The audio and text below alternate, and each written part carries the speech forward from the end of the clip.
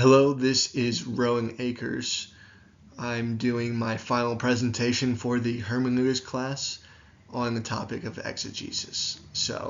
I chose exegesis. This is a topic that really stands out to me because of my personal ministry experience, leading the small groups with the young adult ministry at my church, as well as my work with Chi Alpha is a campus young adult ministry on college campuses through AG here and doing those small groups on mission trips and other places.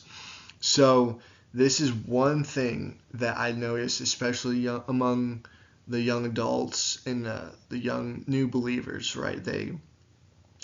They don't understand the process of studying, and this process of exegesis is so important to our faith. So I wanted to dive deep into it here.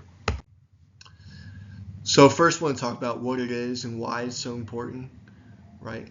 Exegesis, it's an analytical study of the Bible, the biblical text, or any text that you might be studying, not just a theological process, but it's a process by which we pull meaning out of the text through an analytical approach, right?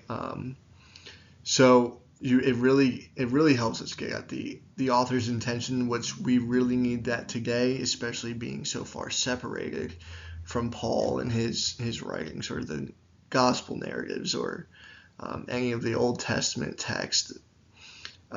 So important for us to understand where the author was coming from to get the true meaning, right? To pull that true meaning out. So in the context of hermeneutics, where hermeneutics is the principles of interpretation, exegesis would be the application of those interpretive principles for us in the biblical text.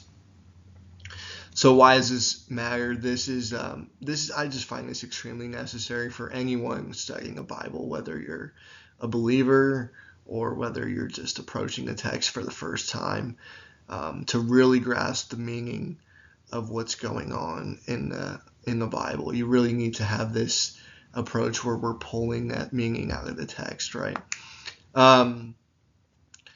So another reason it's so important is because of the prevalence of the opposite eisegesis, right?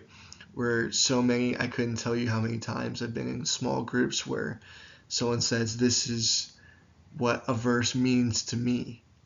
Or, and we gotta remind ourselves how these texts have meaning, and God has a meaning for us as we're doing that. So we need to understand his text as he's given them to us, right? So I mentioned that this exegesis, it's a process, right, with steps. So to really get that full meaning, we need to know this process, right?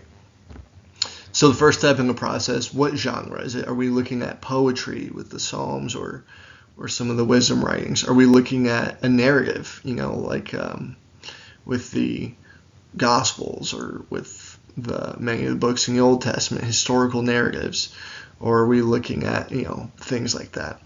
So we need to know what we're looking at. Second, textual criticism, and that's not just understanding, where the manuscripts came from, but, the authorship, the time they were written, the place they were written, and what those words were on those pages.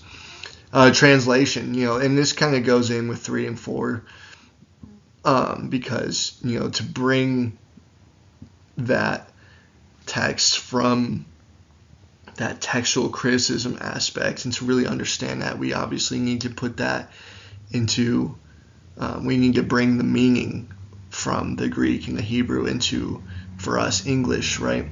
And that 3 and 4 go together, where translation and knowing that grammar, how the phrasing, things like that, bringing that meaning, not just the literal translation. We need both, right? We also need the meaning to be able to pull that out for us today.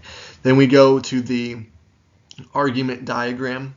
That's just tracing through verses, through paragraphs, through the books, whatever it might be, whatever segmentation you're doing, you're pulling out the process, the logical argument that the author's giving, right?